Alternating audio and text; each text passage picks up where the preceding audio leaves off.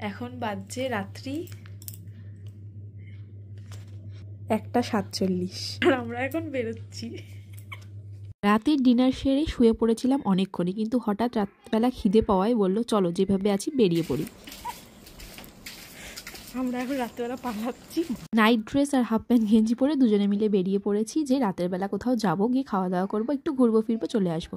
রাতের শহর কিন্তু বেশ দেখতে ভীষণ সুন্দর লাগে। দুর্গাপুজোর সময় তো বেশ জমজমাট, কিন্তু এমনি দিনে বেশ ফাঁকা ফাঁকা, কারণ রাস্তাঘাট এই সময় কেউ থাকে না সেরকম। তো আমরা বেরিয়ে পড়েছিলাম।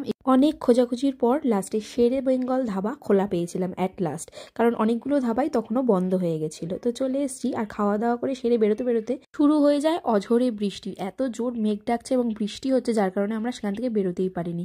তারপর হালকা বৃষ্টি থামায় যখন বেরিয়েছি এবং বাড়ি ফিরছি, দেখতে দেখতে দেখছি ভোরের আলো আস্তে আস্তে ফুটে যাচ্ছে।